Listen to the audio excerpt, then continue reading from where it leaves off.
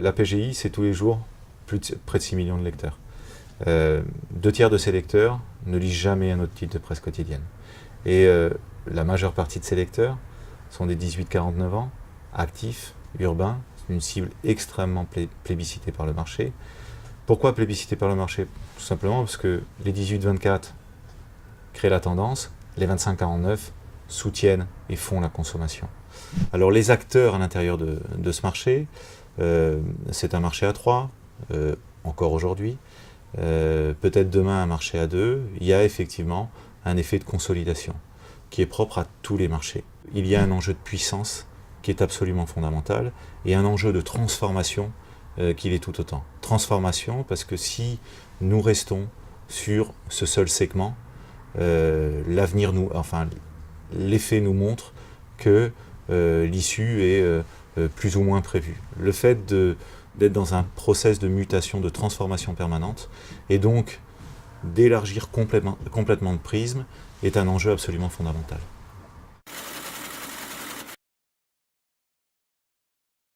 La tendance de l'IREP au global, moins de 9, n'est pas particulièrement bonne. La marque 20 minutes n'a jamais eu une part de marché aussi importante. Première chose. Deuxième chose, ils ne font que confirmer cette urgence de transformation.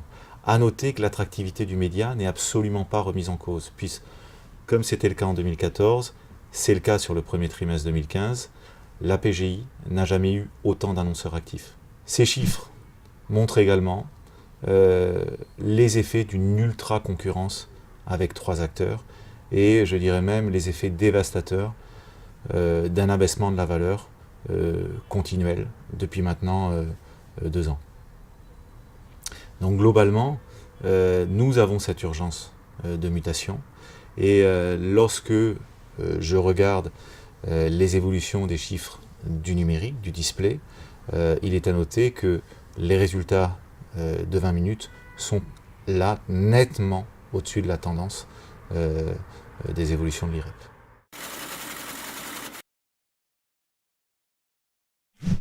Depuis plusieurs années, nous avons une constante en termes de fonction média. C'est l'efficacité que nous apportons à nos clients. Pourquoi? Parce qu'étant un média gratuit, notre seul enjeu est de générer de l'efficacité pour nos clients et donc de générer de la fidélisation. Il y a 10 ans, nous proposions des dispositifs de branding extrêmement puissants, mais également nous proposions de créer un lien physique avec un consommateur au-delà, par le biais des différentes opérations terrain. Ce que nous faisons aujourd'hui, c'est bien évidemment ce que nous faisions hier, mais aujourd'hui, il y a eu une multiplication des différents moyens pour agir et interagir avec une cible. Et c'est là, en fait, l'enjeu majeur.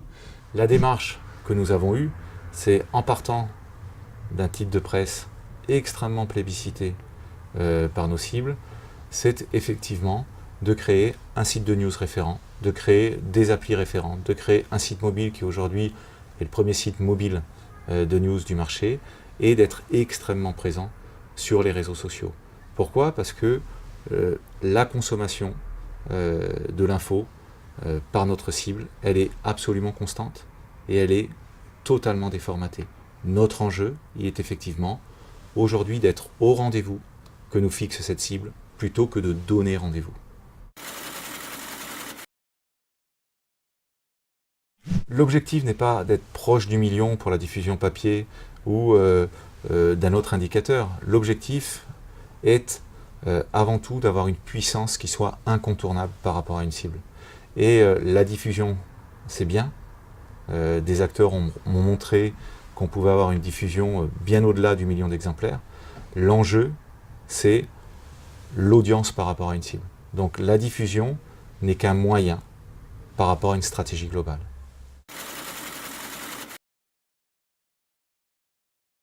Les points sur lesquels nous allons particulièrement insister en 2015, c'est de renforcer la mesure de l'efficacité sur toutes les approches branding. Un exemple, c'est la création de l'offre visibilité sur le web, que nous proposons aujourd'hui à nos partenaires. Et les axes que nous allons particulièrement creuser, 2 directions, le programmatique premium nous sommes aujourd'hui bien positionnés sur toute l'approche programmatique via notre partenariat avec la Place Média.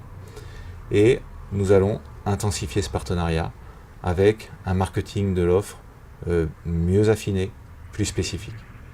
Le deuxième axe de développement sur 2015, c'est un axe qui a été initié il y a de nombreuses années sur le papier, qui a été développé et déployé sur le numérique il y a plus de 2 ans. C'est toute l'approche création de contenu on demand. Ce que nous faisons sur le contenu est, à mon sens, inégalé sur le marché. Le fait de créer du contenu on demand, de l'éditer, de le publier sur les différentes plateformes, permet aujourd'hui de proposer à l'annonceur de se positionner en tant qu'expert par rapport à telle ou telle problématique, d'arriver à créer un lien avec une cible, d'agir et d'interagir, d'engager le consommateur par rapport à une marque. La question à se poser, c'est quel est le bénéfice pour l'utilisateur? Ce contenu, il est pertinent s'il est plébiscité par l'utilisateur. Ce n'est pas un contenu on demand qu'on fait simplement d'un point de vue marketing. C'est une approche aujourd'hui qui nous permet aussi d'être fort sur toute cette approche de création de data. C'est-à-dire qu'aujourd'hui, le fait de créer du contenu on demand nous permet aussi de créer des communautés, éphémères ou pas, et de proposer une segmentation de l'offre bien plus efficace.